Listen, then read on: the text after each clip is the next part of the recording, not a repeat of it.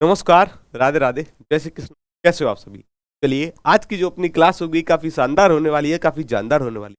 आज हम क्या क्या पढ़ने वाले हैं? आपके यूपी वीडियो के अंतर्गत या फिर जूनियर असिस्टेंट की या फिर यूपी में आपकी कोई भी परीक्षा है या फिर कोई भी ऐसा राज्य जिसकी परीक्षा में हिंदी पूछी जाती है, सभी के बारे में हम पढ़ेंगे, सभी के बारे में जानेंगे। जितने भी टॉपिक आपके हो सकते हैं, कुछ ना कुछ उनके प्रश्न हम करेंगे, कुछ ना कुछ जानेंगे, कुछ ना कुछ सीखेंगे और उन प्रश्नों से जो आपके आगामी परीक्षाएं हैं उनमें किस किस प्रकार के क्वेश्चन बन सकते हैं, प्रीवियस किस प्रकार के क्वेश्चन पूछे गए हैं, सभी विषयों के बारे में हम चर्चा करेंगे। चलिए, क्लास की शुरुआत में करता हूं। उससे पहले देखो, हाँ जी, अरे क्या हो गया? चलेगा, बिल्कुल, बस एक टेक्निकल ग्लिच है, कोई बात नहीं, ऐसी चीजें आती रहती हैं। चलेगा, लाइफ में छोटी मोटी समस्याएं आती रहती हैं, दिक्कत नहीं रहनी है।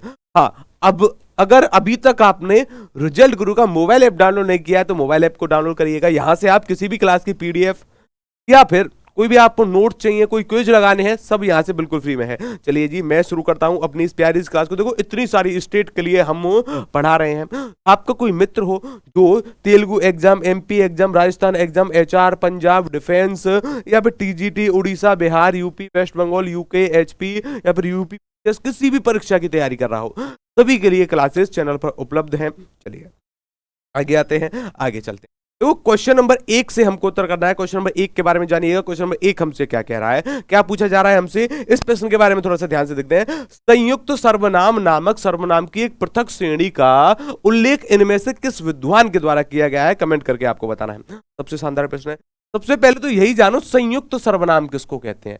भाई, संयुक्त सर्वनाम नाम से पता चल रहा है। देखो, हिंदी की सबसे बड़ी विशेषता क्या है? एक तो वो सरल है, और सरल होने के साथ साथ काफी स्कोरिंग सब्जेक्ट हो जाती है। हिंदी क्या हो जाती है? Scoring subject. चलिए देखते हैं। संयुक्त सर्वनाम की बात कर रहे हैं। संयुक्त सर्वनाम मतलब दो या दो से अधिक सर्वनाम मिलकर किसी एक सार्थक सर्वनाम का निर्माण करते हैं तो क्या कहलाता है? संयुक्त सर्वनाम।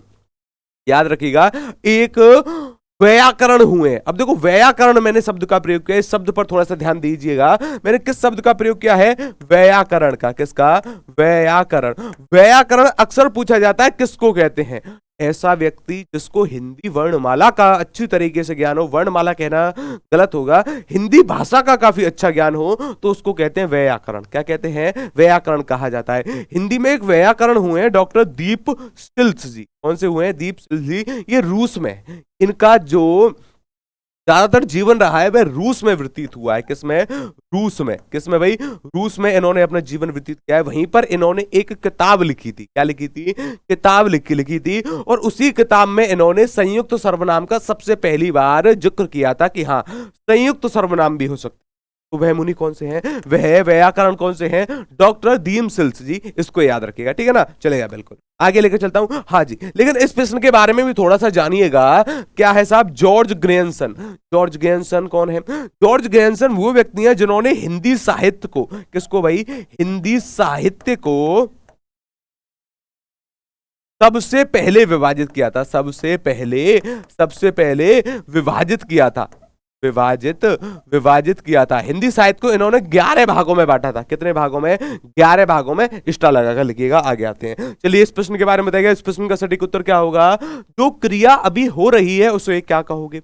जो क्रिया अभी हो ही रही है उस क्रिया को आप क्या कहोगे? कमेंट करके आपको बताना है। कमेंट करके बताइएगा, क्या जो क्रिया अभी हो रही है, क्या उसको संदिग्ध वर्तमान कहूंगा, संदिग्ध भूत, अपूर्ण वर्तमान या फिर सामान्य वर्तमान? कमेंट करके बताना है जी। इस प्रश्न का सटीक उत्तर क्या होगा? कमेंट करके बताइएगा जी। देखो, मैं आपके कमेंटों पर ना थोड़ा सा कम ध्यान दूंगा क्योंकि पढ़ाने पर ध्यान देना है, ठीक है ना? चलिए जी, हाँ बिल्कुल, सभी का बहुत बहुत स्वागत है, सभी को राधे राधे, सभी को। चलिए जी, देखो, अभी हो रही है क्रिया, क्या हो रही है? अभी हो।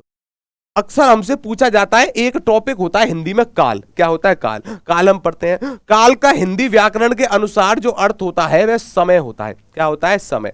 अब समय या तो बीत चुका होगा, बीते गए समय को कहा जाता है भूतकाल। क्या कहते हैं जी? भूतकाल कहा जाता है। या समय चल रहा होगा, जो वर्तमान में अभी समय चल रहा है उसको वर्तमान ही कहते हैं। क्या कहते हैं? वर्तमान काल होता है। क्या होता है? वर्तमान काल। काल का अर्थ है समय, मतलब ऐसा समय जो अभी चल रहा है, ऐसा समय जो बीत गया है उसको भूत कहते हैं। अच्छा, यह समय आने वाला होगा, आने वाले समय को कहा जाता है भविष्य काल। क्या कहते हैं हम? भविष्य काल के नाम से इसको जाना जाता है, मतलब आने वाला समय। अक्सर पूछा जाता है भूतकाल कितने प्रकार के होते हैं? याद रखिएगा, भूतकाल होता है आपका 6 प्रकार से। कितने प्रकार के? 6। और 6 हमेशा ऐसे लिखा जाता है, याद रखिएगा। वर्तमान काल अलग अलग बुक में अलग अलग प्रकार से दिए गए हैं, लेकिन आपको उत्तर करना है 5 प्रकार से होते हैं। भविष्यकाल की बात करूं तो भविष्यकाल 3 प्रकार का होता है। क्वेश्चन नंबर 2 के बारे में दिया, क्वेश्चन नंबर 2 का सटीक उत्तर क्या होगा? जी हाँ भाई बिल्कुल। देखो, जो क्रिया अभी हो रही है, अर्थात वर्तमान समय की बात कर रहे हैं क्योंकि क्रिया भी हो ही रही है। क्या क्रिया समाप्त हो गई? बिल्कुल नहीं गुरुजी, अभी क्रिया हो रही है, चल रही है, खत्म नहीं हुई है अभी। तो इसका सटीक उत्तर होगा अपूर्ण वर्तमान काल कहेंगे उसको। जी हाँ, कई सारे बच्चों का बिल्कुल सटीक उत्तर है, मैं देख रहा हूं। जी हाँ बिल्कुल, अपूर्ण वर्तमान काल कहेंगे उसको, याद रखिएगा। क्या कहेंगे? अपूर्ण वर्तमान, आगे आना है। इनमें से कौन सा नाम मित्र बंधुओं में सम्मिलित नहीं है?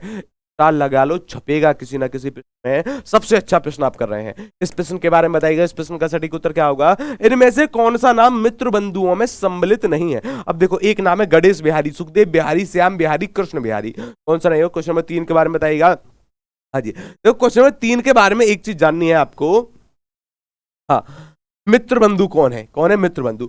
मित्र बंधु ना सहोदर भाई हैं। एक मेरे शब्द पर ध्यान देना, मैंने एक शब्द का प्रयोग किया, सहोदर। क्या है सहोदर? सहोदर किसको कहते हैं? ऐसे भाई या फिर ऐसी संतान जो एक ही माता के गर्भ से उत्पन्न हुई हो, उसको सहोदर कहते हैं। अर्थात सगे भाइयों को आप कह सकते हो। सगे भाइयों को आप सहोदर की संज्ञा दे सकते हो। अच्छा, ये 3 सगे भाई थे और तीनों इतने घनिष्ठ सगे भाई थे, इतना प्रेम भाव था इनमें कि अगर एक किताब की रचना करनी हो, किताब छोड़ो, एक छंद की रचना करनी हो, एक पद की रचना भी करनी हो, तब भी तीनों भाई मिलकर किया करते थे। इन तीनों भाइयों का नाम है, एक का नाम है गणेश बिहारी जी, इनमें शामिल है। एक का नाम है सुखदेव बिहारी जी, इनमें शामिल है। श्याम बिहारी जी इनमें शामिल है। लेकिन कृष्ण बिहारी ये मित्र बंधुओं में शामिल नहीं है। ये कितने भाई थे? ये 3 भाई थे, 3 सहोदर भाई थे, मतलब एक ही माता के गर्भ से उत्पन्न संतान। अक्सर प्रश्न पूछा जा सकता है कि कौन सहोदर या फिर कौन मित्र बंधु है या फिर कौन मित्र बंधु नहीं है। ठीक है ना? आगे आइएगा, बिल्कुल आगे चलते हैं साहब, आगे आइएगा। कोई आ रहा है, वाक्य में सर्वनाम बताना है। कौन सा सर्वनाम होगा? कमेंट करके उत्तर बताइएगा। इस वाक्य में किस प्रकार का सर्वनाम होगा? कमेंट करके उत्तर बताना है। जी हाँ भाई, क्या बात है, बिल्कुल सटीक उत्तर आ रहे हैं जी आपके, बिल्कुल सटीक उत्तर आप दे रहे हैं। इस प्रश्न के बारे में बताइएगा। कोई आ रहा है, वाक्य में सर्वनाम बताना है। तो सर्वनाम किसको कहते हैं? सर्वनाम सबसे पहले तो यही जानो। अक्सर हमसे पूछा जाता है सर्वनाम का अर्थ बताइए। हम क्या बताएंगे गुरुजी? सभी का नाम होता है। क्या होता है? सभी का नाम। क्या होता है? सर्वनाम होता है। कितने प्रकार का होगा सर्वनाम? सर्वनाम के जो प्रकार होंगे या फिर प्रकार कह लो, भेद कह लो, सर्वनाम के भेद कितने प्रकार के होते हैं? 6 प्रकार का होता है सर्वनाम। लेकिन अक्सर प्रश्न बनता है हिंदी में मूल सर्वनाम कितने होते हैं? स्टार लगा कर लिखिएगा। अगर हिंदी में मूल सर्वनाम पूछे जाए कभी आपसे, क्या पूछे जाए जी? मूल सर्वनाम पूछे जाए, मूल सर्वनाम आपसे पूछे जाए तब आप उत्तर बताओगे। हिंदी में मूल सर्वनाम के शब्द कितने हैं? मूल सर्वनाम के शब्द क्या है जी? मूल सर्वनाम के शब्द कितने हैं? 11 हैं, याद रखिएगा। अच्छा, कोई आ रहा है, क्या आपको पता है कि कौन आ रहा है? जैसे मानकर चलो आपके मित्र का नाम राम है, अगर आप राम आ रहा है तो आप कहोगे ना कि राम आ रहा है, क्योंकि आपको पता है कि जो आ रहा है वह राम है। लेकिन इस स्थिति में पता ही नहीं है कि कौन आ रहा है, तो यहां पर क्या होगा? अनिश्चयवाचक होगा। गुरुजी मुझको निश्चय ही नहीं है, मुझको निश्चय ही नहीं है कि कौन आ रहा है, इसलिए अनिश्चय है। जी हाँ। अब देखो निजवाचक की बात करूं, अगर कर्ता अपने लिए अर्थात आप शब्द का प्रयोग करता है, स्वयं शब्द का प्रयोग करता है, खुद शब्द का प्रयोग करता है, तो वो सभी क्या होता है जी? ये सभी निजवाचक में आ जाते हैं। निश्चय यह है, वह है, जहां से 100% तक जानकारी हो। अच्छा, अनिश्चय कोई, कुछ, ऐसे सब। चाय में कुछ गिर गया है, अनिश्चय होगा। संबंध, जो करोगे सो भरोगे, जो करोगे सो भरोगे, जैसा करोगे वैसा भरोगे, जैसा वैसा, यद्यपि तद्यपि, ये सभी संबंध वाचक में आ जाते हैं जो संबंध दर्शाते हैं। राम बाजार जा रहा है, इसका संदिग्ध भूतकाल में रूपांतरण बताना है। राम बाजार जा रहा है, राम बाजार जा रहा है, कमेंट करके बताइएगा जी। इसका संदिग्ध भूतकाल में रूपांतरण करना है, कमेंट करके बताना है। इसका सटीक उत्तर क्या होगा? कमेंट करके बताइएगा।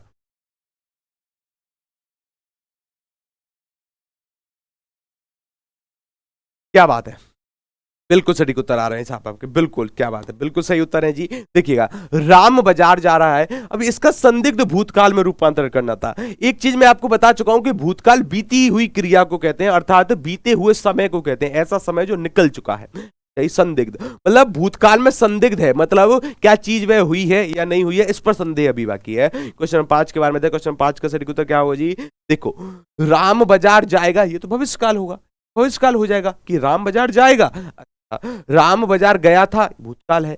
अच्छा, शायद राम बाजार जाए, राम बाजार गया होगा, क्या है, राम बाजार गया होगा, ये हो जाएगा इसका सटीक। क्या हो जाएगा सटीक, संदिग्ध भूतकाल में रूपांतरण, कि राम बाजार गया होगा, मुझे क्या पता, राम बाजार गया होगा, इसका सटीक उत्तर क्या हो जाएगा, संदिग्ध भूतकाल में रूपांतरण। इसका विकल्प नंबर डी में छुपा बैठा है, ठीक है ना। चलिए अब देखो एक और चीज याद रखिएगा, किसी भी वाक्य में अगर आप रही देखो ना, रहा है, रही थे, या फिर रहा था, रही थी, रहा वाले शब्द अपूर्ण को दर्शाते हैं। किसको दर्शाते हैं, अपूर्ण, अर्थात क्रिया अभी पूरी नहीं है। जैसे मैं प्रयोग करूं यहां पर, राम बाजार जा रहा था, क्या राम बाजार जा रहा था, क्या राम बाजार चला गया, नहीं गया गुरुजी, जा रहा था जब मैंने उसको देखा, तो यहां पर अपूर्ण भूतकाल हो जाएगा। क्या हो जाएगा, अपूर्ण भूतकाल। ऐसे प्रश्न भी आएंगे, मैं आपको कराऊंगा। चलिए, श्याम पेंसिल से लिखता है, इसमें कारक बताना है। श्याम पेंसिल से लिखता है, कमेंट बॉक्स में बताइएगा इसमें किस प्रकार के कारक का मैंने प्रयोग किया है, कमेंट करके आपको बताना है, कमेंट करके बताइएगा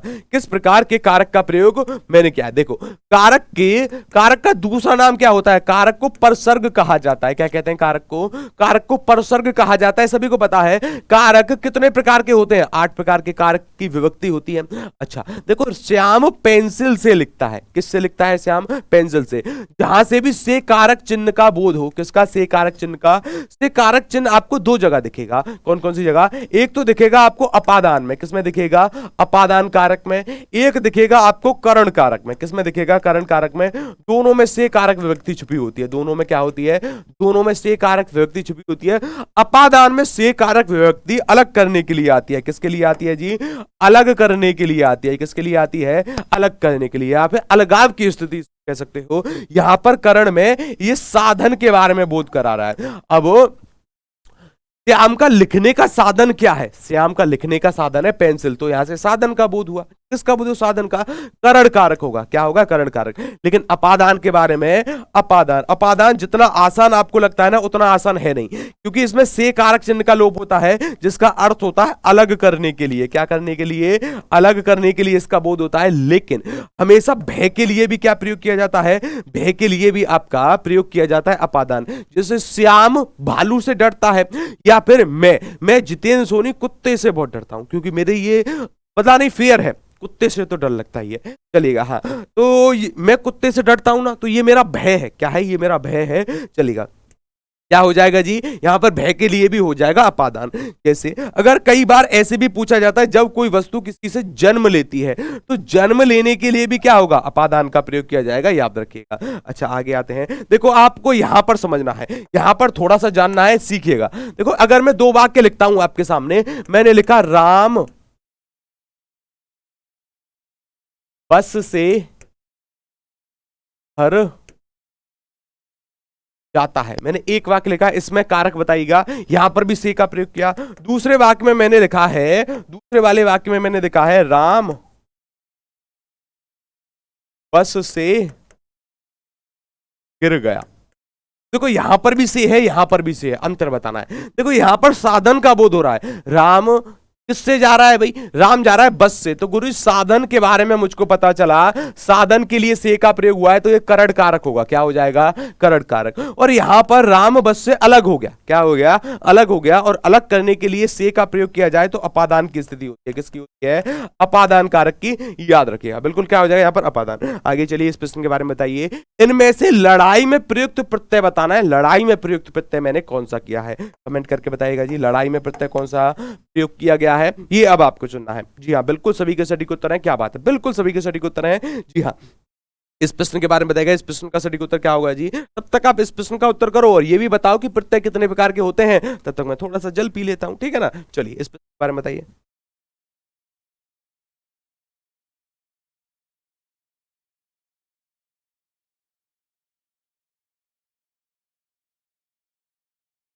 हाँ जी, किस किस का उत्तर आ गया। देखो लड़ाई में प्रयुक्त प्रत्यय हमको चुनना था, किसमें, लड़ाई में। प्रत्यय की बात करूं तो प्रत्यय किसको कहते हैं, जो शब्दों के अंत में जोड़े जाते हैं, कहां पर, जो शब्दों के अंत में जोड़े जाते हैं, क्या कहलाते हैं, प्रत्यय। अंत में जोड़कर उस शब्द का अर्थ में परिवर्तन कर देते हैं, प्रत्यय कहलाते हैं। लड़ाई क्या है साहब, लड़ाई, कमेंट करके बताइएगा कौन सा प्रत्यय, क्वेश्चन नंबर 7 का अगर आपके दिमाग में भी डी आ रहा है तो बिल्कुल सही आ रहा है, बिल्कुल सही उत्तर क्या हो जाएगा, डी हो जाएगा। यहां पर एक मूल शब्द है, क्या है, लड़, क्या है भाई, लड़। तो लड़ क्या है, मूल शब्द है, अर्थात इसको धातु कह सकते हैं। चलिए इसमें एक प्रत्यय जोड़ दिया गया है आई, क्या जोड़ दिया गया, आई, तो क्या बन गया, लड़ाई बन गया। क्या बन गया? लड़ाई बन गया। आगे आएगा जी हाँ भाई, क्या बन गया यहाँ पर? लड़ाई बन गया।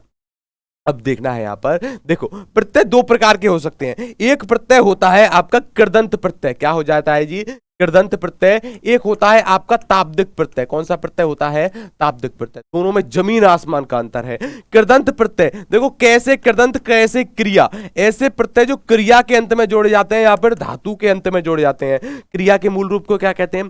धातु ही कहते हैं। स्टार लगा कर लिखिएगा। लेकिन अगर आपसे कहा जाए कि ऐसे प्रत्यय जो संज्ञा के अंत में जोड़े जाते हैं, किसके अंत में? संज्ञा के, या फिर जो सर्वनाम के अंत में जोड़े जाते हैं, या फिर जो विशेषण के अंत में जोड़े जाते हैं, क्या कहलाते हैं? उनको कहते हैं ताब्दिक प्रत्यय। स्टार लगाकर लिखिएगा।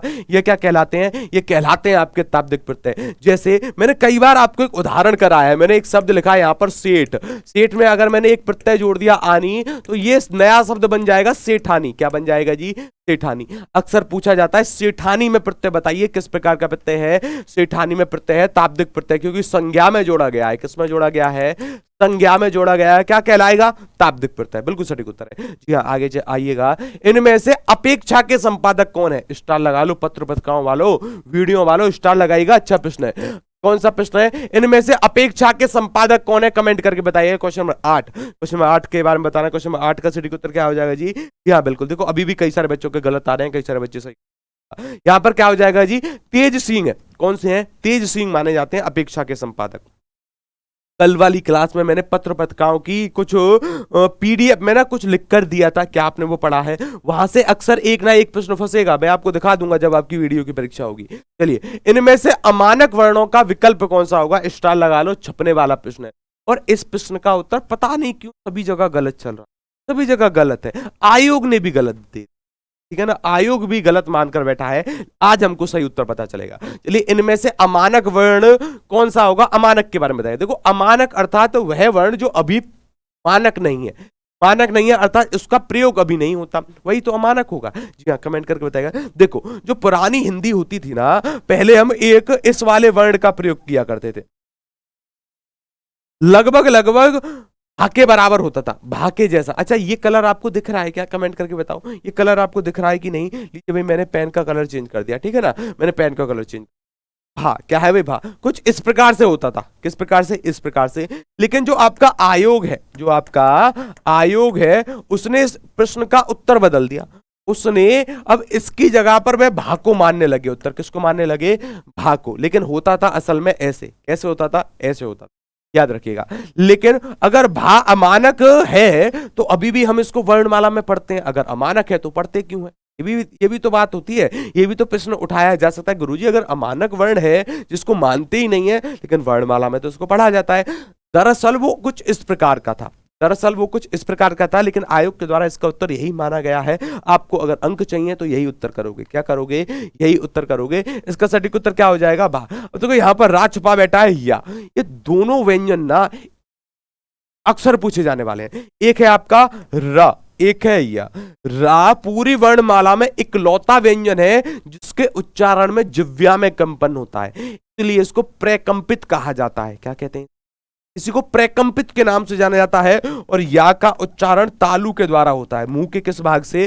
तालु के द्वारा इसका उच्चारण होता है, याद रखिएगा। आगे चलें जी, आगे आइए। अच्छा झा, देखो झा को लेकर ना मुझको हमेशा एक प्रश्न याद आता है। कौन सा प्रश्न? यहां पर देखिएगा। अक्सर हमसे पूछा जाता है स्पर्श। क्या पूछा जाता है जी?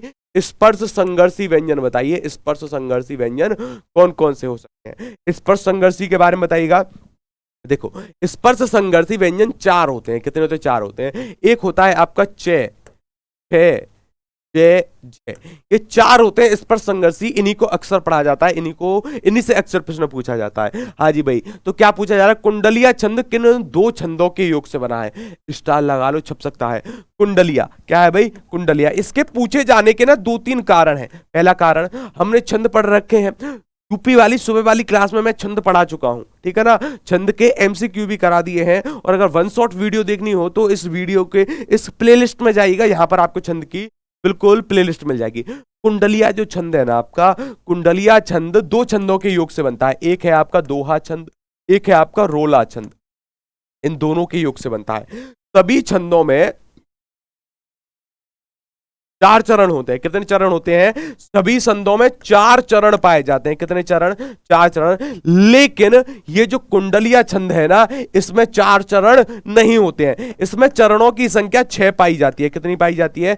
6 चरण पाए जाते हैं। किसमें? कुंडलिया में। इसके जो पहले 2 चरण होंगे किसके होंगे?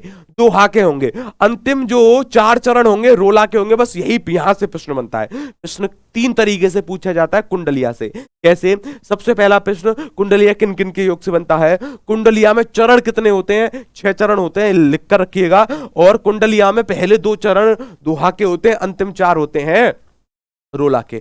अक्सर यह भी पूछा जा सकता है कि कुंडलिया किस प्रकार का छंद है? कुंडलिया विषम मात्रिक छंद है। कौन सा है? विषम मात्रिक छंद। अच्छा, एक और इसी से मिलता जुलता होता है जिसका नाम है छप्पे। क्या है? छप्पे। छप्पे की बात करी जाए तो ये दोहा, सॉरी माफी चाहूंगा, ये रोला और उल्ला छंद को जोड़ने से बनता है। क्या है? रोला और उल्ला छंद को जोड़ने से कौन सा छंद बन जाएगा जी? ये बन जाएगा आपका छप्पे छंद। इसमें भी चरणों की संख्या कितनी होती है? कितनी होती है जी? 6 चरण होते हैं। कितने चरण होते हैं? 6 चरण होते हैं। अच्छा, इसके पहले 4 चरण रोला के होते हैं, अंतिम के 2 चरण किसके होते हैं? उल्ला के होते हैं। ये चीज याद रखिएगा। आगे चलते हैं। भाषा संवर्धनी सभा कहां स्थापित करी गई थी? स्टार लगा लो, छपेगा। भाषा संवर्धनी सभा कहां स्थापित करी गई थी? कमेंट बॉक्स में आपको चुनना है, कमेंट बॉक्स में बताना है इसका प्रश्न का सटीक उत्तर क्या निकलता है। कमेंट करके बताइएगा जी इस प्रश्न का सटीक उत्तर क्या होगा। जी हाँ, भाषा संवर्धनी सभा।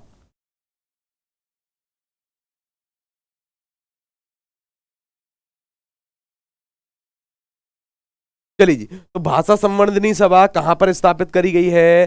कहां पर स्थापित करी गई है? कमेंट करके बताइएगा कहां पर करी गई है। कमेंट करके आपको बताना है, आपको चुनना है। देखो, क्वेश्चन नंबर 11 आपसे पूछा जा रहा है। 11 में आपसे क्या पूछा जा रहा है जी?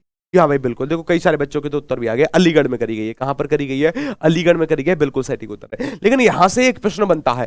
कौन सा प्रश्न है? यहां से हमसे पूछा जाता है कि केंद्रीय हिंदी संस्थान, केंद्रीय हिंदी संस्थान, केंद्रीय हिंदी संस्थान का मुख्यालय कहां पर है? तब उत्तर क्या करोगे आप? तब आपको उत्तर करना। और देखो, एक और पूछा जाता है केंद्रीय, क्या पूछा जाता है? केंद्रीय हिंदी निदेशालय, केंद्रीय हिंदी निदेशालय। इन दोनों के मुख्यालय अक्सर पूछे जाते हैं, हमेशा याद रखिएगा। अगर हमसे संस्थान की बात करें तो आगरा में है। क्या है भाई? आगरा में इसका मुख्यालय, केंद्रीय हिंदी संस्थान का। और अगर निदेशालय की बात करें तो नई दिल्ली में इसका मुख्यालय। कहां पर है?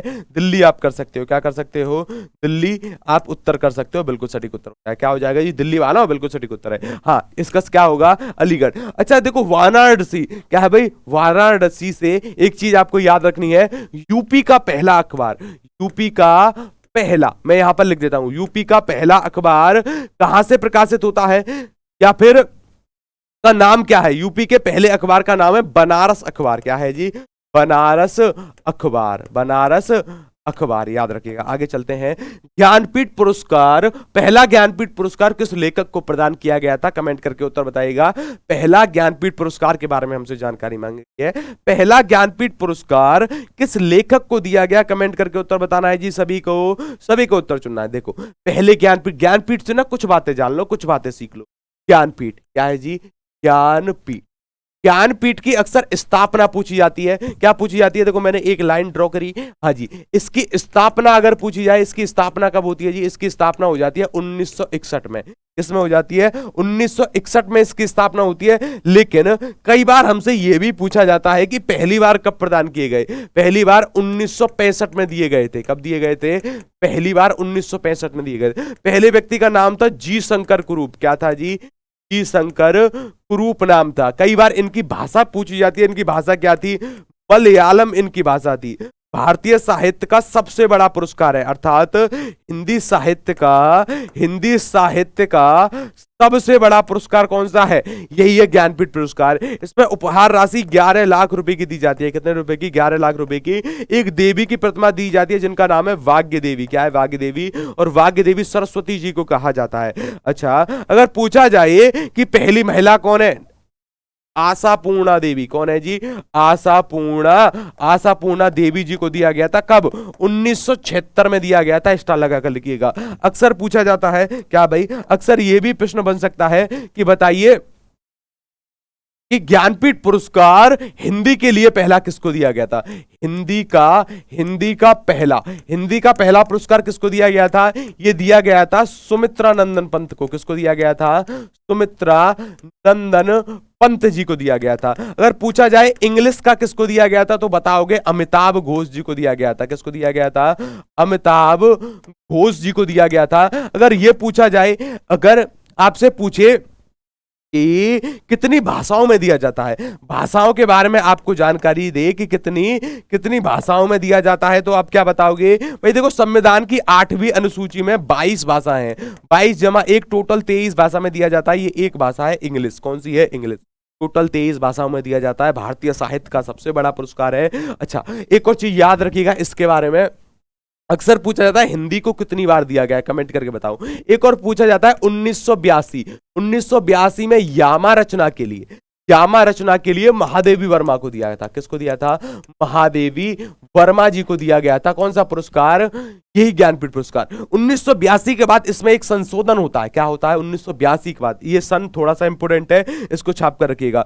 1982 के बाद ज्ञानपीठ में संशोधन होता है। क्या होता है? संशोधन होता है। 1982 के बाद हमसे कहा जाता है कि ज्ञानपीठ पुरस्कार अब एक रचना के लिए नहीं दिया जाएगा, संपूर्ण योगदान के लिए दिया जाएगा। मतलब जितने भी आपने हिंदी में काम किए सभी के लिए ज्ञानपीठ एक ही बार मिलेगा। आगे चलिए। अच्छा, इस प्रश्न का तो उत्तर मैंने बताया नहीं। इस प्रश्न का सटीक उत्तर क्या हो जाए? जी शंकर ग्रुप, ये रहा। ठीक है ना, मलयालम भाषा थी। आगे आते हैं। सकर्मक क्रिया में इनमें से किस पर प्रभाव पड़ता है? कमेंट करके बताइएगा। सकर्मक क्रिया में इनमें से किस पर प्रभाव पड़ेगा? कमेंट करके आपको उत्तर करना है। चलिए कमेंट करके उत्तर बताइएगा। इस प्रश्न का सटीक उत्तर क्या हो जाएगा? सकर्मक क्रिया। अब पूरे नाम से पता चल रहा है सकर्मक अर्थात जहां पर कर्म विद्यमान हो, कर्म के साथ क्रिया आई हो। सकर्मक क्रिया में हमेशा, देखो कई सारे बच्चे गलत उत्तर कर रहे हैं, मैंने देख लिया। नहीं भाई, गलत नहीं करना है।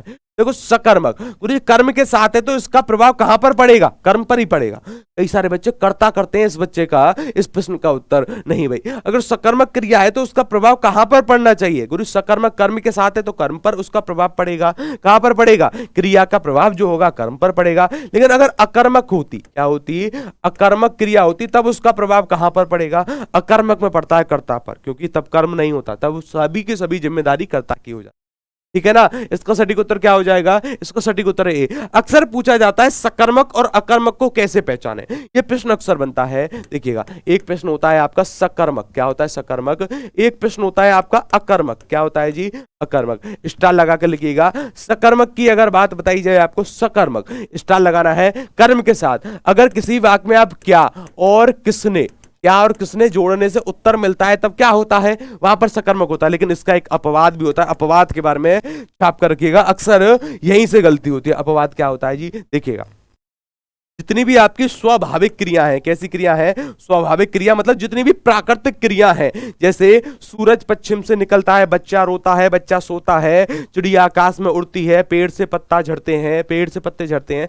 यहां पर क्या हो जाएगा? सभी जितनी भी स्वाभाविक क्रिया है, स्वाभाविक क्रिया आपकी मैं यहां पर लिख देता हूं। स्वाभाविक क्रिया हमेशा क्या होंगी?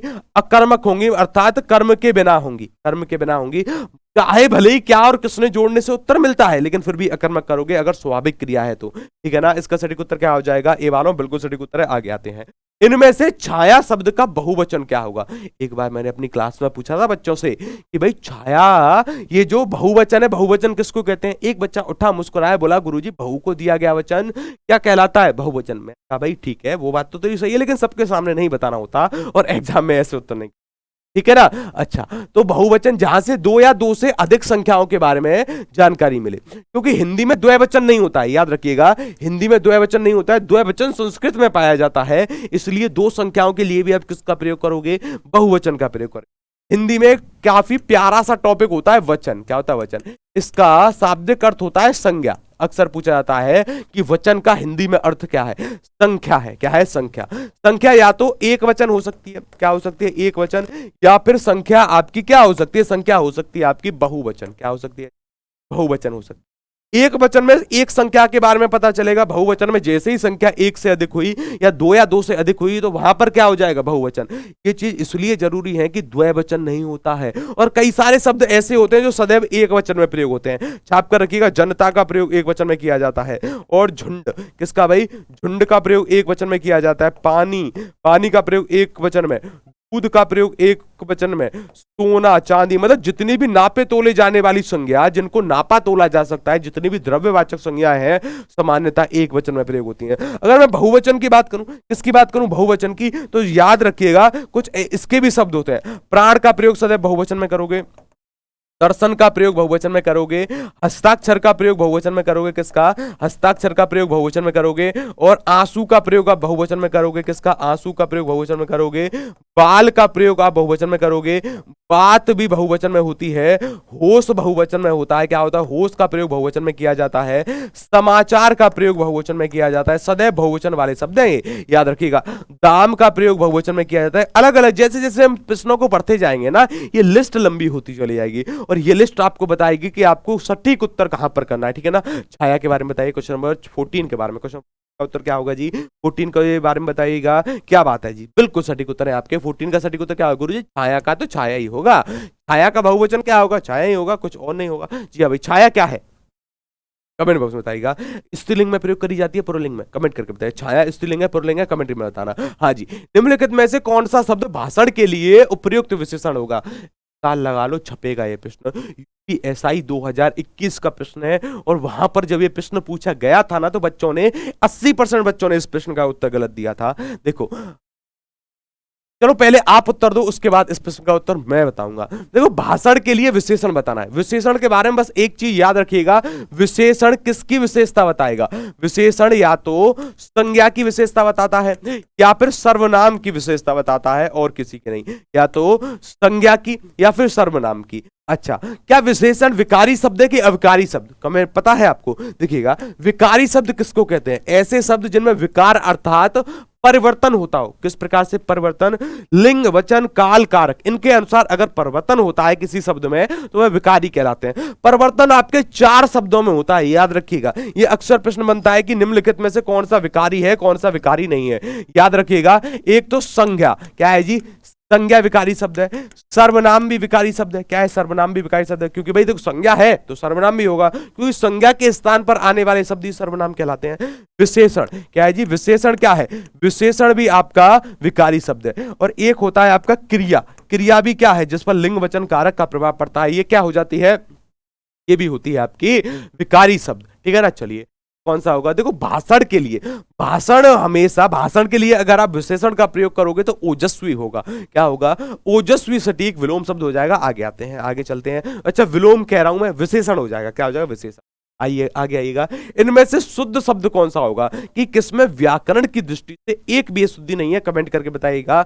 अच्छा जी, विशेषण, हाँ जी, सभी को बताना। इस प्रश्न का सटीक उत्तर क्या हो जाएगा जी, देखो कौन कौन उत्तर कर रहा है, क्या बात है, क्या बात है, बिल्कुल सटीक उत्तर आ रहे हैं साहब आपके, बिल्कुल सटीक उत्तर हैं। इस प्रश्न के बारे में बताइए, क्वेश्चन नंबर 16 का सटीक उत्तर क्या होगा, कमेंट करके। तब तक मैं थोड़ा सा पानी पी लेता हूं, अर्थात जल पी लेता हूं। क्वेश्चन नंबर 16, क्या बात है,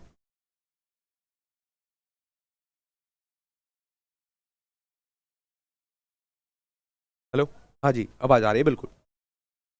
देखो, शुद्ध शब्द कौन सा होगा, क्वेश्चन नंबर 16 के बारे में बताइएगा जी। देखो, इंद्रवज्जा ऐसे लिखा जाता है, कैसे लिखा जाता है, ऐसे, विकल्प नंबर 1 के आंसर से। लेकिन इंद्र के पर्यायवाची पूछे जाते हैं, याद रखिएगा। इंद्र के पर्यायवाची, जितनी भी आपकी हिंदू पौराणिक कथाएं हैं, उनमें जितने भी देवी देवता हैं, सभी के पर्यायवाची मोस्ट इंपोर्टेंट। भगवान शिव, ब्रह्मा, विष्णु, महेश, कार्तिकेय, गणेश जी, और आपके लक्ष्मी, सरस्वती, दुर्गा, इन सभी के पर्यायवाची बनते हैं इंद्र, या फिर यमराज, कुबेर, इन सभी के पर्यायवाची पूछ जाते हैं। पीडीएफ दी हुई है टेलीग्राम ग्रुप पर, वहां पर एक बार देखना आपको। निरीह का संधि विच्छेद बताएगा, निरीह का संधि विच्छेद क्या होगा, अच्छा प्रश्न है, ध्यान से करेंगे। और संधि की जो क्लास होगी ना, कल सुबह, कब होगी भाई, कल सुबह, कल मॉर्निंग में मैं आपको 8 बजे कराने वाला हूं। कितने बजे, 8 बजे मैं संधि की प्रैक्टिस सेट कराने वाला हूं। अच्छा जी, इस प्रश्न के बारे में बताइएगा। निरी का संधि विच्छेद क्या होगा, कमेंट करके आपको बताना है। क्वेश्चन नंबर 17 का उत्तर बताइएगा जी। 17 का उत्तर क्या हो जाएगा, किस किसने उत्तर दिया है क्वेश्चन नंबर 17 का? जी हाँ, देखो इसका हो जाएगा नी जमा ईह। क्या हो जाएगा, नी जमा ईह क्या हो जाएगा, निरी हो जाएगा। बस मूल शब्दों पर ध्यान दीजिए। क्या, किस पर, मूल शब्दों पर। बिल्कुल सटीक उत्तर क्या होगा, बिल्कुल सटीक उत्तर हो जाएगा जी हाँ बी। कविता का अर्थात ये किस विधा की रचना है, कमेंट करके बताना है। स्मरण है, आलोचना है, काव्य है, निबंध है। एक बात जान लो, अक्सर पूछा जाता है आत्मकथा। क्या पूछी जाती है, आत्मकथा। आत्मकथा के बारे में अगर बताया जाए, आत्मकथा और जीवनी, इन दोनों में अंतर पूछा जाता है। आत्मकथा और जीवनी। आत्मकथा तो जैसा नाम से पता चल रहा है, ऐसी कथा जिसको स्वयं के द्वारा लिखा जाता है, क्या कहलाती है, आत्मकथा। लेकिन आपकी कथा कोई तीसरा व्यक्ति लिखे, उसको जीवनी कहेंगे। आपके जीवन की कथा को कोई तीसरा व्यक्ति लिखता है, उसको जीवनी कहते हैं। अच्छा, अक्सर यह भी प्रश्न पूछा जाता है, प्रमाण की आवश्यकता कहां होती है, याद रखिएगा, प्रमाण जीवनी में मांगा जाता है। मतलब अगर आपके जीवन की कथा कोई और लिखेगा तो उसको प्रमाण की आवश्यकता पड़ेगी। तो प्रमाण की आवश्यकता कहां होती है, प्रमाण की आवश्यकता जीवनी में होती है। स्टार लगा कर लिखिएगा, ठीक है ना। चलिए क्वेश्चन नंबर 18 के बारे में बताना है जी। क्वेश्चन नंबर 18 का सटीक उत्तर क्या होगा जी हाँ, बिल्कुल सटीक उत्तर आना है ए बी, आलोचना है। कविता का अर्थात क्या है, आलोचना है। और एक और चीज, काव्य किसको कहते हैं, काव्य किसको कहेंगे भाई, ऐसी रचना, रचना कहना गलत होगा। देखिएगा, आपके मन में कोई विचार है, क्या है, कोई बात है, अगर वह आपने कहीं पर लिख दी, क्या लिख दी, कहीं पर लिख दी, तो क्या कहलाएगी, काव्य कहलाएगी। फर्क नहीं पड़ता गद्य में लिखी है, पद्य में लिखी है, या एक लाइन है कि पूरी की पूरी किताब है, कोई फर्क नहीं पड़ता, वह क्या कहलाएगी, काव्य कहलाएगी। और काव्य कितने प्रकार का होता है, यह प्रश्न अक्सर पूछा जाता है। काव्य होता है आपका दो प्रकार से। एक ऐसा काव्य होता है जिसको हम देख सकते हैं, अर्थात दृश्य काव्य। एक ऐसा काव्य जिसको हम सुन सकते हैं, अर्थात श्रव्य काव्य। कैसा है, श्रव्य काव्य। और श्रव्य काव्य भी आपका दो प्रकार से होता है। एक होता है पद्य, ऐसी रचना जिसको गाया जा सकता है। और एक होता है आपका गद्य, ऐसी रचना जिसको पढ़ा जा सकता है।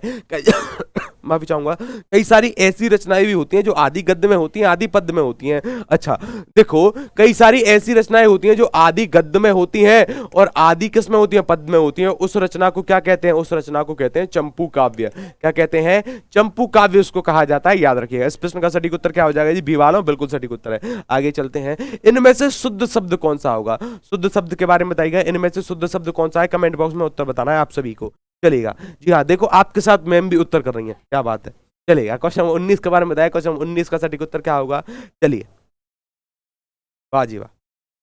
क्वेश्चन 19, जी हाँ, देखो कई सारे बच्चों के गलत भी हैं, कई सारे बच्चों के सही भी हैं। जी हाँ भाई, इसका सटीक शब्द बताना है कि कैसे लिखा जाएगा दर्शनाभिलाषी। क्वेश्चन नंबर 19 हमसे पूछा जा रहा है जी। 19 के बारे में बताएगा। हाँ भाई, अगर आपने भी 20 सोचा है ना, बिल्कुल सटीक है। दर्शनाभिलाषी ऐसे ही लिखा जाएगा, याद रखिएगा, ठीक है ना, बिल्कुल। दर्शनाभिलाषी बिल्कुल सटीक उत्तर है जी। अच्छा, कई सारे बच्चे कह रहे हैं गुरुजी ए और बी में फर्क क्या है, भाई बहुत बड़ा फर्क है। यहाँ देखो और यहाँ देखो, यही फर्क तो चयन करना है, क्योंकि एक होता है सीटी वाला सा, एक होता है षटकोण वाला सा, एक होता है सवाल वाला सा, एक होता है हा। इन चारों को क्या कहते हैं, इन चारों को ऊष्मीय व्यंजन कहा जाता है। क्या कहते हैं, ऊष्म व्यंजन कहते हैं। क्या कहते हैं, ऊष्म, अर्थात इनके उच्चारण में ना जिह्वा में घर्षण होता है और उस घर्षण के आधार पर गर्म वायु बाहर आ जाती है, इन्हीं को ऊष्म कहा जाता है। सीटी वाला सा किसके द्वारा बोला जाता है, ये तालु के द्वारा बोला जाएगा, याद रखिएगा। षटकोण वाला सा आपके मूर्धा के द्वारा बोला जाता है।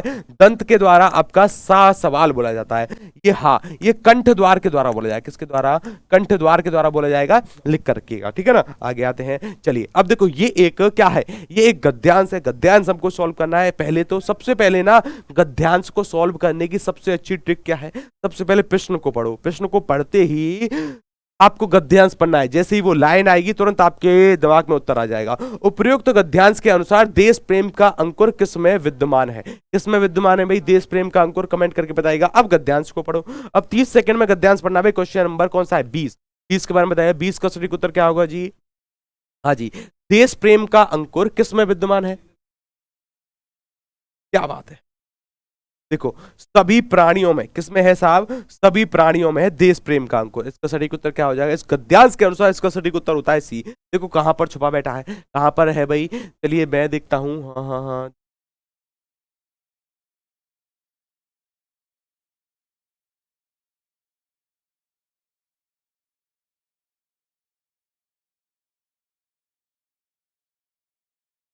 ये रहा, ठीक है ना, ये रहा इस प्रश्न का उत्तर। देश प्रेम का अंकुर सभी में विद्यमान होता है। सभी मतलब जो भी आपके सभी प्राणी हैं। आगे आएगा, आगे चलते हैं। इस प्रश्न का उत्तर बताइएगा। देखो, उपरोक्त गद्यांश के अनुसार सच्चा देश प्रेमी क्या करता है?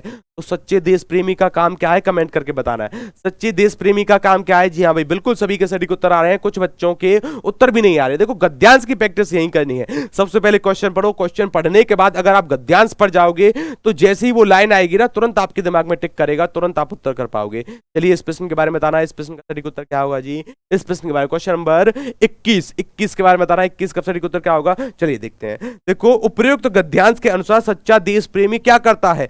वह परीक्षा की कसौटी पर खरा उतरता है। कौन? सच्चा देश प्रेमी। बिल्कुल सटीक उत्तर क्या होगा भाई? वह परीक्षा की कसौटी पर खड़ा उतरता है। बिल्कुल सटीक उत्तर होगा। क्या होगा? बिल्कुल सटीक उत्तर होगा जी। देखो, कहां पर छुपा बैठा है?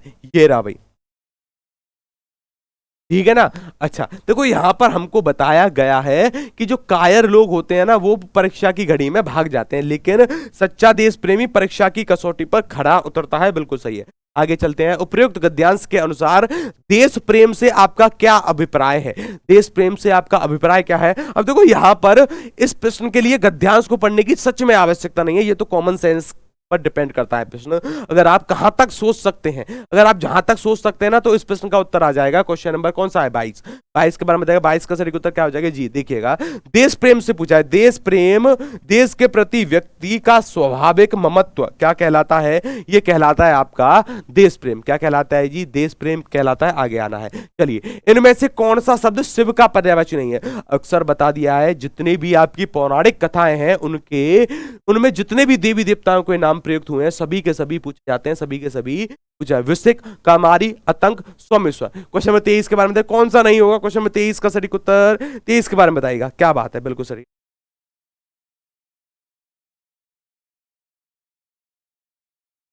क्या बात है? Question number 23। देखो, मैंने आपको 2 सेकंड और ज्यादा दिए, 2 सेकंड और दे दिए मैंने आपको। कमेंट करके बताइए इस प्रश्न का सटीक उत्तर क्या होगा। इस प्रश्न का सटीक उत्तर सभी को बताना है। क्या है जी? इस प्रश्न का सटीक उत्तर बताना है। अरे वाह जी वाह, वाह जी वाह, वाह जी। देखो, अभी भी गलत आ रहे हैं कई सारे बच्चों के, अभी भी गलत आ रहे हैं भाई। सटीक तरीके से बताइएगा। चलिए जी,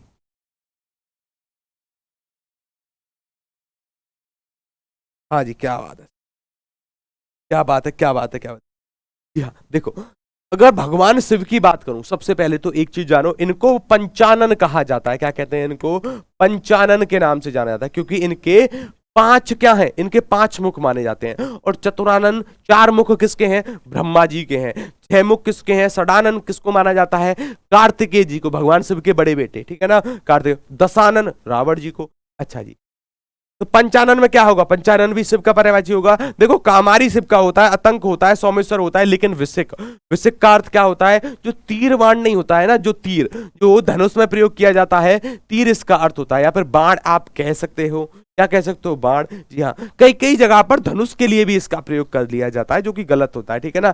इसका सटीक पर्यायवाची क्या होता है? तीर अथवा बाण आप कह सकते हो। आगे आएगा। बिल्कुल सटीक उत्तर है ए। इनमें से किस शब्द की वर्तनी शुद्ध है? द्वारका कैसे लिखा जाएगा? कमेंट बॉक्स में बताइएगा। द्वारका शुद्ध तरीके से कैसे लिखा जाएगा? विकल्प नंबर ए के अनुसार, बी के अनुसार, सी के अनुसार, या फिर डी के अनुसार। किसके अनुसार लिखा जाएगा? क्वेश्चन नंबर 24 के बारे में बताइएगा जी। क्वेश्चन नंबर 24 का सटीक उत्तर क्या होगा? कमेंट करके आपको बताना है। क्या बात है, बिल्कुल सटीक उत्तर आ रहे हैं साहब आपके, बिल्कुल सटीक उत्तर आ रहे हैं। जी हाँ, देखो, कई सारे बच्चों के अभी भी गलत है क्वेश्चन नंबर 24 में।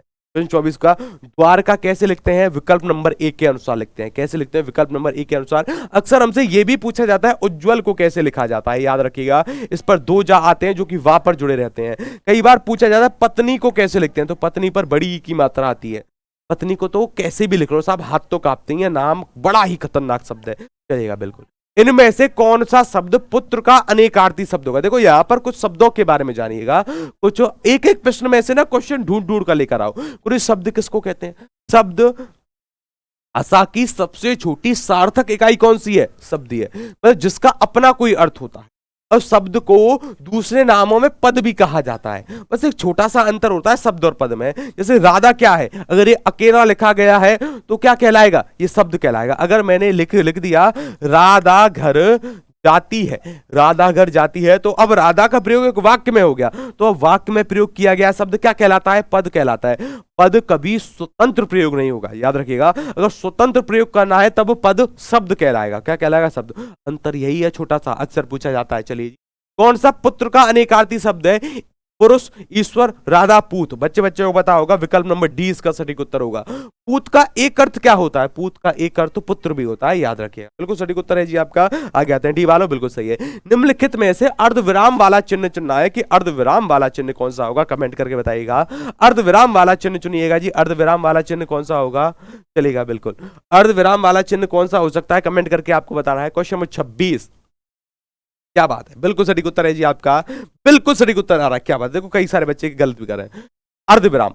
3 प्रश्न बनते हैं विराम चिन्हों से, जो कि अक्सर पूछे जाते हैं। एक तो बनता है उपविराम। क्या बनता है? उपविराम। उपविराम अक्सर पूछा जाता है। एक बनता है आपका अल्पविराम। क्या बनता है जी? अल्पविराम बनता है। ये 3 अक्सर पूछे जाते हैं। अर्धविराम, अर्धविराम कुछ इस प्रकार का होता है, उपविराम इस प्रकार का होता है, और अल्पविराम होता है इस प्रकार का, याद रखिएगा। अच्छा, इसको कहा जाता है योजक चिन्ह। क्या कहते हैं इसको? इसको कहते हैं निर्देशक चिन्ह। इसको क्या कहते हैं? निर्देशक। क्या कहते हैं जी? निर्देशक चिन्ह इसी को कहा जाता है, याद रखिएगा। इसको कहते हैं आपका अर्धविराम। ये रहा विकल्प नंबर सी में उत्तर छुपा बैठा है। इसको कहते हैं विवरण चिन्ह। क्या कहते हैं?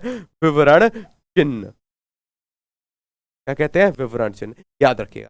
अच्छा देखो, एक बार एक और प्रश्न बना था। एक प्रश्न क्या था कि गुरु कामता प्रसाद जी ने विराम चिन्हों की संख्या कितनी मानी है?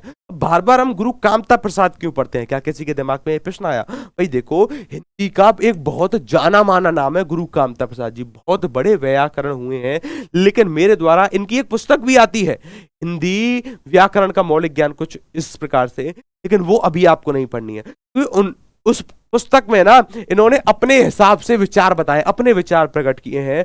तो इनके विचार सामान्य आम जनमान्य से अलग भी हो सकते हैं, और जहां पर अलग हुए उत्तर गलत हो जाए, ठीक है ना? बिल्कुल। लेकिन आपको अभी वो बुक नहीं पढ़नी है, आपको वो बुक पढ़नी है सिलेक्शन के बाद, अगर आपको हिंदी थोड़ी बहुत जाननी है तो। चलिए, आलम्बनत्व धर्म का साधारणीकरण होता है, पंक्ति किस विद्वान की है? कमेंट करके बताइए ये पंक्ति किस विद्वान की है। काफी अच्छी पंक्ति है, ध्यान से बताइएगा इस प्रश्न का सटीक उत्तर क्या निकलता है। चलिए जी, क्वेश्चन नंबर 27 के बारे में उत्तर आपको बताना है। क्वेश्चन नंबर 27 का सटीक उत्तर क्या होगा? कमेंट करके बताइएगा। कमेंट करके सभी को बताना। क्या बात है जी, बिल्कुल सटीक उत्तर आ रहे हैं आपके, बिल्कुल सटीक उत्तर आ रहे हैं साहब। चलिए जी, क्वेश्चन नंबर 27 का उत्तर आपको बताना है। 27 का उत्तर क्या हो जाएगा? कमेंट करके बताइएगा। जी हाँ भाई, बिल्कुल सभी का उत्तर सी बिल्कुल सही है। रामचंद्र शुक्ल। क्या है जी? रामचंद्र शुक्ल, बिल्कुल सही। रामचंद्र शुक्ल ने हिंदी साहित्य को, किसको भाई? हिंदी साहित्य को कितने भागों में बांटा है? 4 भागों में बांटा है। कौन कौन से? एक है आपका, मैं यहां पर लिखने की कोशिश करता हूं, एक है आपका आदिकाल। क्या है जी? आदिकाल। एक है आदिकाल, जिसको वीर गाथा काल भी कहा जाता है। क्या कहते हैं? वीर गाथा काल भी इसको कहा जाता है। एक है आपका भक्ति काल। क्या है जी? भक्ति काल, भक्ति काल है। एक है आपका रीति काल। रीति काल को श्रृंगार काल कहा जाता है। क्या कहते हैं इसको? रीति काल को क्या कहते हैं? रीति काल को श्रृंगार काल कहते हैं, छाप कर रखिएगा। क्या कहते हैं इसी को? श्रृंगार काल इसी को कहा जाता है। अच्छा देखो, मेरी राइटिंग थोड़ी खराब है ना, मेरी राइटिंग खराब है, कोई बात नहीं, देखो काम चला लेना। अच्छा, श्रृंगार काल इसको कहते हैं। एक और बच गया आपका, जिसको कहा जाता है आधुनिक काल। क्या कहते हैं? आधुनिक काल कहते हैं। क्या कहते हैं जी? आधुनिक काल। आधुनिक काल को हम गद्य काल के नाम से भी जानते हैं। किसके नाम से? गद्य काल के नाम से भी जाना जाता है, याद रखिएगा। बिल्कुल सटीक उत्तर क्या हो जाएगा इसका? सी वाला बिल्कुल सही। इनमें से कौन सी बोली अर्धमागधी अपभ्रंश से निकली है? कमेंट करके बताना है। इनमें से कौन सी बोली अर्धमागधी अपभ्रंश से निकली है? कमेंट करके बताइएगा। इस प्रश्न का सटीक उत्तर क्या होगा जी? इस प्रश्न का सटीक उत्तर आपको चुनना है, सटीक उत्तर चुनना है। चलिए, बुंदेली, भोजपुरी, कौरवी, बघेली। देखो, कौरवी की अगर बात करी जाए तो कौरवी को खड़ी बोली कहा जाता है। क्या कहते हैं इसी को खड़ी बोली कहते हैं, इसका दूसरा नाम होता है। अच्छा, बघेली, भोजपुरी, पूर्वी हिंदी। अच्छा देखो, अर्धमागधी अपभ्रंश से याद रखिएगा पूर्वी हिंदी बनी है। क्या बनी है? पूर्वी हिंदी। क्या बनी है जी? पूर्वी हिंदी बनी है। और पूर्वी हिंदी में 3 बोलियां आती हैं, जैसे बचपन में हमने पढ़ा होगा ABC, A for apple, B for ball, C for cat. अब नहीं पढ़ना, अब पढ़ना ABC। अवधी, बघेली, छत्तीसगढ़ी। ए से क्या बन गया? अवधी बन गया। क्या बन गया? अवधी बन गया। और बी से क्या बनेगा? बी से बन जाएगा आपका बघेली, क्या बन जाएगा बघेली, सी से बन जाएगा छत्तीसगढ़ी, क्या बन जाएगा जी छत्तीसगढ़ी। तो ये तीन बोलियां आती हैं किसके अंतर्गत, पूर्वी हिंदी के अंतर्गत। और पश्चिमी हिंदी कहीं पर आता है, क्या है जी पश्चिमी, पश्चिमी हिंदी अगर पूछा जाता है, पश्चिमी हिंदी में कितनी बोलियां बोली जाती हैं 5। शॉर्ट ट्रिक क्या होती है इसकी, पश्चिमी हिंदी की जो शॉर्ट ट्रिक होती है ना, छाप कर रखिएगा, क्या होती है पश्चिमी हिंदी की शॉर्ट ट्रिक होती है बाबू, क्या है भाई बाबू खाता कड़वा बेर। बाबू को क्या खिलाना है, कड़वा बेर। आज से ये पूछना बंद करो कि बाबू आपने खाना खाया कि नहीं खाया, आज से बोलो कड़वा बेर। क्या है भाई बाबू खाता कड़वा बेर, क्योंकि हमको याद करना है पश्चिमी हिंदी। पश्चिमी हिंदी यहां पर लिख देता हूं, क्या लिख देता हूं मैंने यहां पर लिख दिया है जी पश्चिमी हिंदी। क्या लिख दिया मैंने पश्चिमी, क्या याद रखिए ना पश्चिमी हिंदी। अब देखो यहां पर बा से क्या बनेगा, बा से बन जाएगा आपकी ब्रज बोली, क्या बन जाएगी जी ब्रज बोली बन जाएगी, याद रखिएगा। और इस बू से क्या बनेगी, इस बू से बन जाएगी आपकी बुंदेली, क्या बन जाएगी बुंदेली। इस खा से क्या बनेगी, खा से बन जाएगी आपकी खड़ी बोली, क्या बन जाएगी खड़ी, खड़ी बोली बनेगी। और इस का से बन जाएगी आपकी कन्नौजी, क्या बन जाएगी जी कन्नौजी बनेगी। और इस बेर से क्या बनेगी, इस बेर से बनेगी आपकी बांगरू, क्या बनेगी बांगरू। इस बांगरू को हरियाणवी कहते हैं, क्या कहते हैं हरियाणवी, इसी को कहा जाता है। और खड़ी बोली को क्या कहते हैं कौर भी कहा जाता है, क्या कहते हैं जी कौर भी इसी को कहते हैं। स्टार लगा कर लिखिए, आगे आते हैं। चलिए इनमें से किस पत्रिका का संपादन प्रेमचंद्र ने नहीं किया। पत्रिकाओं से अक्सर प्रश्न पूछे जाते हैं आपकी परीक्षा में। सुधा, मर्यादा, माधुरी, जागरण, किस पत्रिका का संपादन प्रेमचंद्र ने नहीं किया। आप देखो जिस भी पत्रिका का नहीं किया होगा ना, उससे ज्यादा इंपोर्टेंट ये तीन बन जाती हैं जिन तीनों का किया है। अक्सर यहां से प्रश्न पूछा जाता है। क्वेश्चन नंबर 29 के बारे में बताइएगा। क्वेश्चन नंबर 29 का सटीक उत्तर क्या होगा, 29 के बारे में बताना है जी। अरे बाजी बात, सभी को उत्तर सही आ रहे हैं साहब, बिल्कुल सटीक आ रहे हैं। सुधा पत्रिका का संपादन किसने किया है, कमेंट बॉक्स में बताइएगा। लेकिन मर्यादा की बात करी जाए, माधुरी की बात करें, जागरण, इन तीनों पत्रिकाओं का प्रकाशन किसके द्वारा हुआ है, संपादन किसके द्वारा हुआ है, प्रेमचंद्र जी के द्वारा हुआ है। किसके द्वारा हुआ, प्रेमचंद जी के द्वारा। ये बस याद रखिएगा। अच्छा देखो ये प्रश्न है आज का आपका होमवर्क, क्या है आज का है होमवर्क। और कल सुबह वाली 8 बजे वाली क्लास में आइएगा। कल सुबह मैं संधि कराने वाला हूं, क्या कराने वाला हूं, अच्छा शायद देखो ये कलर आपको नहीं दिख रहा होगा, जी हाँ सुबह मैं कराने वाला हूं संधि की क्लास होने वाली है सुबह 8 बजे। मुझे पता है कि आप जगते नहीं हो, आलसी हो गए हो, लेकिन कोई नहीं, फिर भी आना है संधि से, है ना। संधि से पहले देखो 15 मिनट तो मैं आपको संधि पढ़ाऊंगा कि संधि होती क्या है। 15 मिनट में हम सभी संधियों के बारे में पढ़ लेंगे। फिर उसके बचे कितने 45 मिनट, बचे कितने मिनट बच गए 45 मिनट में हमारी कोशिश रहेगी लगभग मैं 60 सवाल आपको करा पाऊं, ठीक है ना। तो ये कोशिश रहेगी सुबह वाली क्लास में, सभी को आना है सुबह वाली क्लास में, चलेगा बिल्कुल। फिर मैं मिलता हूं आपसे सुबह, तब तक के लिए नमस्कार, राधे राधे, जैसे कृष्णा, ऐसे ही पढ़ते रहें, पढ़ाते रहें। और जिस भी बच्चे को इस क्लास की नीड है उस तक इस क्लास को भेज, है ना। नमस्कार, राधे राधे, जैसे आप स्वस्थ रहें हमेशा।